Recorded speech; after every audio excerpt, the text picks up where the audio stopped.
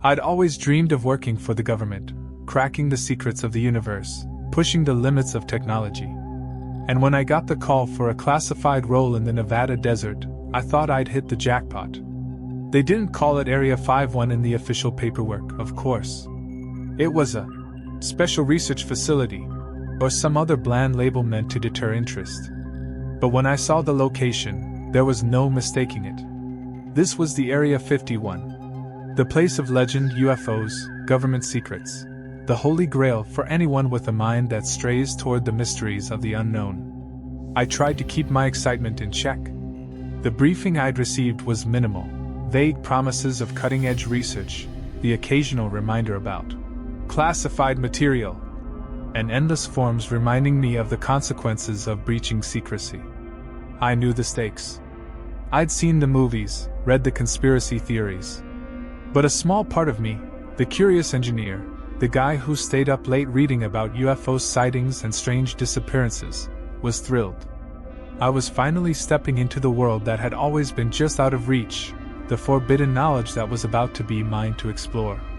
When I arrived at the facility, the excitement quickly gave way to something colder. We drove for what felt like hours through the barren, silent desert. Nothing but sand and rock in every direction. As we approached, a fortified fence appeared in the distance, then several layers of razor wire, watchtowers, and armed guards. The landscape was bleak and sterile, almost like an alien planet itself.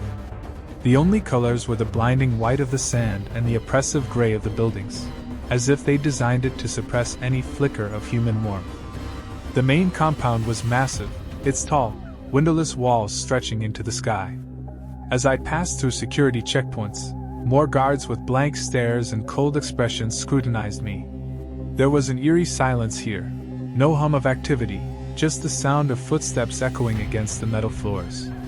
Everything was overly sterile, like the place had been scrubbed of any trace of life. I was escorted down hallways lined with thick metal doors and security cameras in every corner. The air was stale, oppressive. And the lighting, harsh, fluorescent, unchanging, didn't help.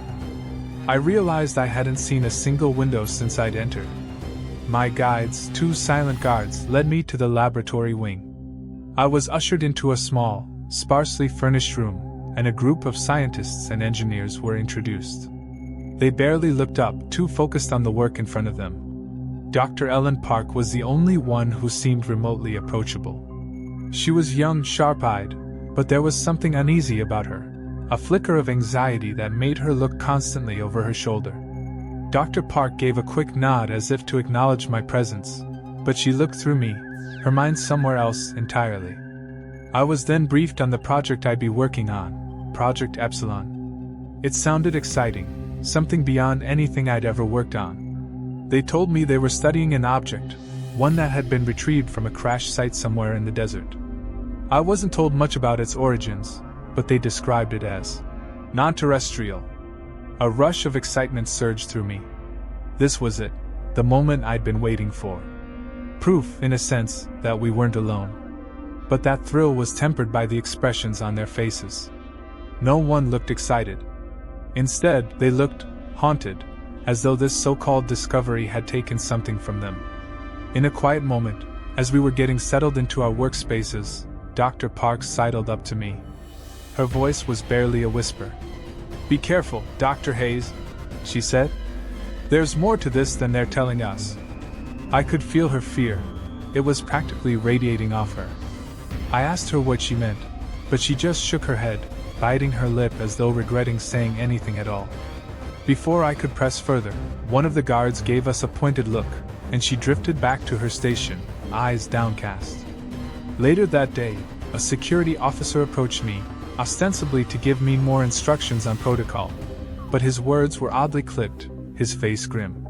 When I asked if he'd been with the project long, he gave me an evasive answer, something about long enough to know what to expect. There was a warning in his tone, a subtle reminder that whatever I thought I knew about Area 51, about alien technology and government secrecy, I was wrong. I'd always imagined a place like this would be buzzing with excitement, with the thrill of discovery. But this place was different. It was colder, darker. like a prison more than a research facility. They led me into the main lab, where the artifact was kept. It was smaller than I'd imagined, no larger than a basketball, yet its presence filled the room. The device had an otherworldly quality, unlike anything I'd seen. Its surface was a strange combination of metallic and organic, as if it were a living machine. Veins of light pulsed beneath the surface, giving it a heartbeat. It was mesmerizing in a way that made me uneasy, like it was watching us back. The moment I got close, the lights flickered, and my tablet briefly went haywire. Whatever this thing was, it didn't play well with electronics. As I began my research, the more I observed the device, the stranger it seemed. Its electromagnetic frequencies shifted constantly, without any clear pattern or purpose. The waves it emitted were almost like a language, fluctuating as though they held meaning, just out of reach, beyond our ability to decode. I kept meticulous notes, tracking every flicker of light, every change in frequency, but nothing seemed to make sense. The rest of the team grew increasingly absorbed, diving deeper into the data with a single-minded focus that bordered on obsession. Days blurred into nights, and none of us seemed to leave the lab anymore. Sleep, food, basic needs all took a back seat. There was a shared sense that we couldn't afford to look away from it, as if missing a single moment would rob us of something crucial. One night, as I sat alone in the lab, I heard a whisper. It was faint, almost drowned out by the hum of the equipment, but unmistakable. At first, I chalked it up to fatigue, an auditory hallucination after too many sleepless nights. But then it came again, clearer this time, and unmistakably from the direction of the artifact. I strained to listen, catching only fragments of words that felt familiar, yet entirely alien. My heart pounded, but I told myself it was just my mind playing tricks. I couldn't possibly be hearing a voice from this thing, could I? As the days went on, everyone started to unravel. We all grew more on edge, more paranoid. Conversations became terse, filled with accusations over minor mistakes. Dr. Park, who'd seemed on edge from the beginning, confided in me one evening. She looked hollow, dark circles under her eyes, her hands trembling as she spoke. She told me she'd been having terrible nightmares, vivid dreams of alien landscapes, shadowy figures, voices calling to her, urging her closer to the device. When I asked if she told anyone else, she laughed bitterly. What would they do? They'd probably tell me to keep working. I began noticing a shared paranoia settling over the group. It was like a virus, infecting everyone who spent too much time with the artifact. One researcher started muttering to himself, a frantic, repetitive chant under his breath. Another kept glancing over his shoulder, convinced someone, or something, was watching him. Sleep deprivation had taken hold of all of us, and rational thought seemed to slip further away each day. It was like we were in a trance, bound to the device by invisible strings we couldn't cut. Then there was Dr. Boyd. One day, he vanished for nearly an hour, nowhere to be found. When he returned, he looked disoriented, like he'd just woken up from a nightmare. I asked him where he'd been, but he just mumbled something about being drawn to it. He didn't elaborate, and when I pressed him, he got defensive, almost hostile. I could see it in his eyes, the same pull that kept me coming back to the artifact despite the dread it filled me with. Boyd wasn't alone. We were all under its spell, whether we admitted it or not.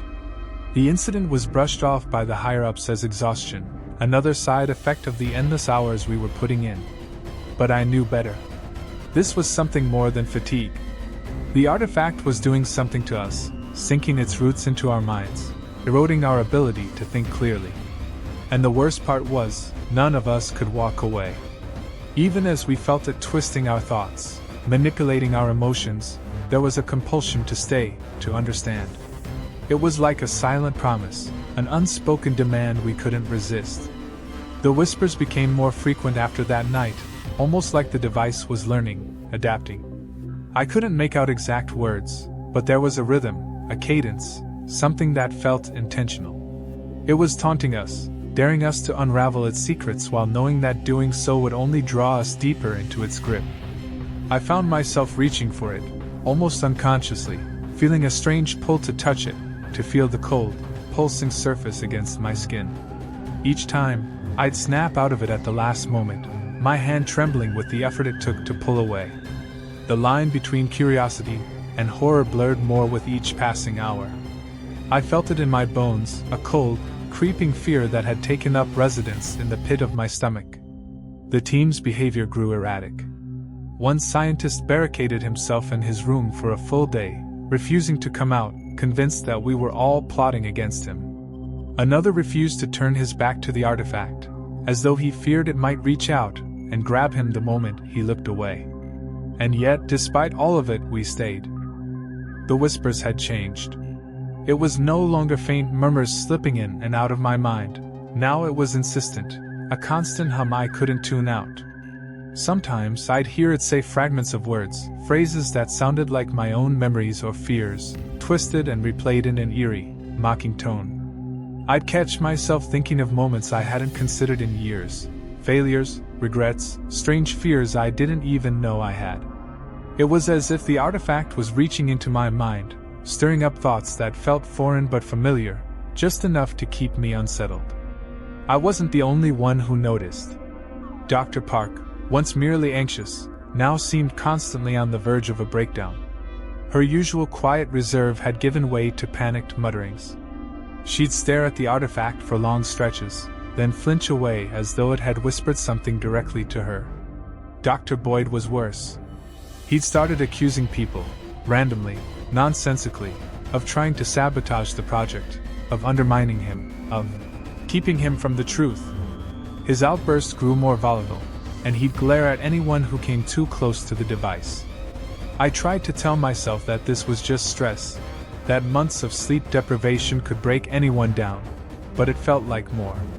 One evening, I tried to talk to my superiors. I laid out my concerns, hoping they'd listen, that they'd understand how strange things had become. But they barely glanced up. They told me I signed on for the risks, that everyone in the project was expected to deal with the pressures without question. It was clear they had no intention of listening, and that realization struck me hard. We were on our own in here, alone with whatever this thing was doing to us.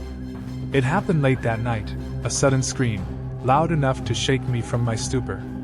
I rushed to the lab, my heart pounding, and found a crowd gathered around one of the workstations. One of the scientists, someone I barely knew but had seen around every day, was lying on the floor, his body contorted, eyes wide open and staring blankly. His skin had an eerie pallor, his fingers twisted as though he'd been clutching at something in his final moments. The official report was quick to explain it away as a malfunction in one of the machines, a tragic accident. But I'd seen the look on his face before the medics covered him. He'd looked terrified. And as I stood there, staring down at him, the whispers in my head grew louder, as if in satisfaction. The whispers fed on our fear, that much I was certain of now.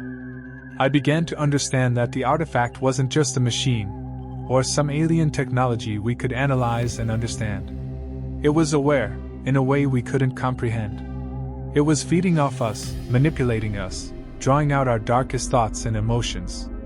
I made a silent resolution to avoid touching it, to stay away from the lab when I could. But even then, I felt its pull, a constant pressure at the edge of my mind, like it was waiting for me to give in. Dr. Park, meanwhile, was unraveling faster than the rest of us. She no longer whispered her fears in private. Now she shouted them, rambling about voices, about shadows in the corners of the lab. I watched as she spiraled, her composure completely shattered, any sense of reason lost. And as much as I wanted to help her, I couldn't escape my own slipping grasp on reality. Every day, I felt a little more disconnected, a little more lost in the maze of my own thoughts. It was like the artifact was weaving itself into my consciousness, erasing the line between it and me. Then came the breaking point. Dr. Park snapped. She stormed into the lab one morning, eyes wild, muttering to herself as she approached the artifact. Before anyone could stop her, she grabbed a metal rod and swung it directly at the device, shouting that it was evil, that it was killing them all. She didn't even make contact before security was on her, dragging her away as she screamed and fought. But even as they hauled her out, I could see something in her eyes: relief. It was as if, in that moment, she had finally broken free from whatever had taken root in her mind. And for a fleeting second, I envied her. That was when I realized the truth. This wasn't just some alien relic we'd stumbled upon, something we could study and understand. It was a trap, a lure designed to pull us in, to manipulate us, maybe even consume us in ways we couldn't fully grasp. The facility was in a state of barely contained hysteria. People whispered about the artifact like it was some kind of cursed relic, its influence spreading like a disease. No one could shake the feeling that something sinister was lurking behind every corner, watching, waiting. It wasn't just paranoia. Several scientists had disappeared, vanished without a trace. Those who remained were a shadow of themselves, their eyes hollow, voices hushed. Some clung to their workstations like lifelines, others paced the halls, muttering incoherently, trapped in loops of their own disturbed thoughts. We'd always been a team of sharp minds focused on discovery. Now, we were a collection of fractured psyches, isolated and afraid. In a desperate attempt to understand what was happening, I started digging through the belongings left behind by the missing scientists. That's when I found Dr. Boyd's journal, stuffed in a drawer, its pages filled with frantic scrawls. The once orderly notes had devolved into nonsensical ramblings, phrases and warnings jotted down in messy, overlapping lines. Words like hungry, endless, and alive jumped out at me, chilling in their implication. Boyd had known, maybe even before the rest of us, that the artifact wasn't just influencing us, it was feeding off us, sinking its tendrils into our minds, leaching something intangible but essential. Boyd's final entries were nearly illegible, but a few phrases stood out. The voices, they know me, it's watching through my eyes. And, chillingly, there's no escape. The further I read, the more a creeping dread settled over me. He hadn't been rambling, he'd been trying to warn us. The artifact wasn't just technology, it was something else entirely, something incomprehensible and ancient, with motives that defied human understanding. Then the whispers rose to a crescendo, filling the air with a relentless static that grated against my mind. The artifact emitted a high-pitched noise, piercing and unnatural, like a scream trapped in metal. Security systems failed one by one, alarms blaring as lights flickered erratically. Panic surged through the compound, fueling the hysteria. It was as if the facility itself was unraveling, every system compromised by an unseen hand. I saw a technician, normally quiet and composed, turn on a colleague, eyes glazed over, movements jerky and violent. He tackled the other man to the ground, fists flying, all while mumbling something incoherent under his breath. It was like watching a nightmare unfold, each person succumbing to the artifact's influence in different, horrifying ways.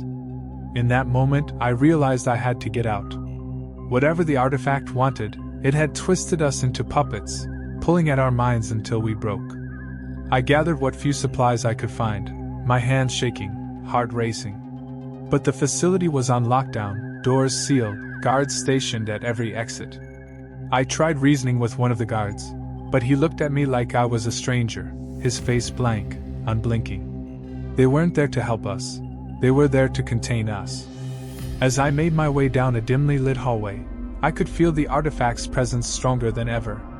It was pulling me back, beckoning with an invisible thread I could barely resist. It was as though I'd become part of its web, a thread in an elaborate trap that extended far beyond anything I could comprehend. Every step felt heavier, every turn bringing me closer to the lab, to it. The whispers were louder than ever now, no longer fragmented murmurs but screams that echoed through my mind. The walls seemed to close in, and my vision blurred, the world distorting as if I was slipping into another reality. And then I was back in the lab, standing face to face with the artifact. Up close, its surface pulsed with an intensity I'd never seen before, the light within it throbbing in time with the whispers. The noise was deafening, the high-pitched tone drilling into my skull, and I could feel my mind slipping, a fog creeping over my thoughts. I didn't know where I ended, and it began. All I could feel was a need, a deep, burning desire to understand, to let it in, to surrender. In that moment, the true nature of the artifact hit me. It wasn't just a piece of alien technology.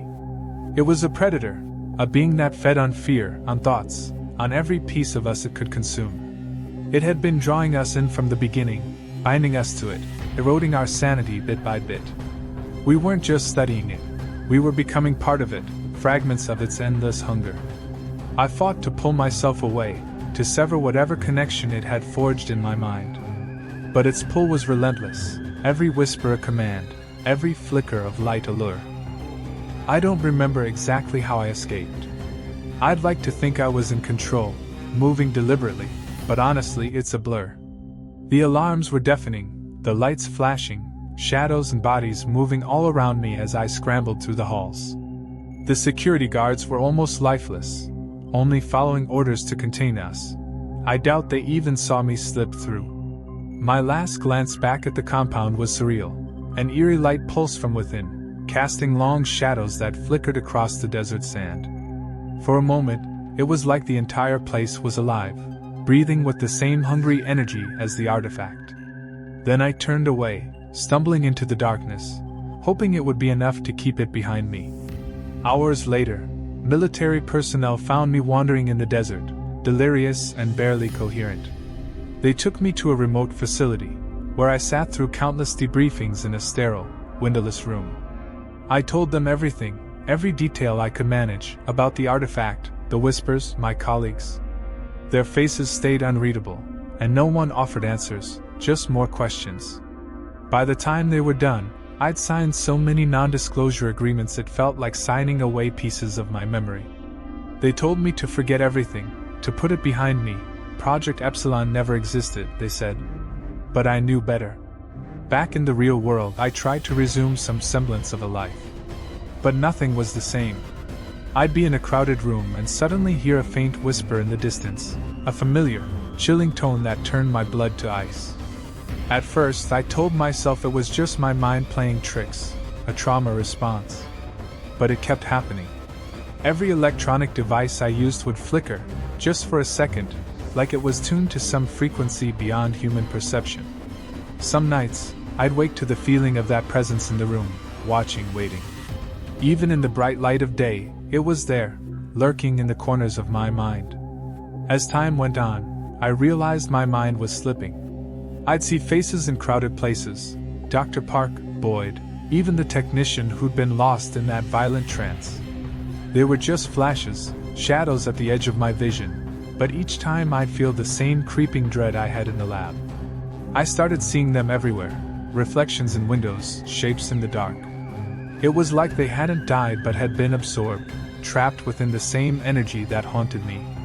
I don't sleep much now, and when I do, it's restless, filled with dreams that feel more like memories than nightmares. In them, I'm back in the lab, facing the artifact, hearing its whispers louder than ever. Each time, it tells me something I don't understand, a string of words, a language not meant for human minds. I'm terrified I'll understand it someday. So here's my warning to anyone who might read this: leave it alone. Whatever's out there, buried deep in places we were never meant to explore, let it stay forgotten. Humanity was never meant to understand these things. We're too fragile, too finite. There are forces beyond our control, beyond our comprehension, and they're better left undisturbed. If you ever find yourself in a position like mine, remember this: some things are buried for a reason. Let them rest. Because if you don't, they might just follow you back, even if you're the only one left to tell the story.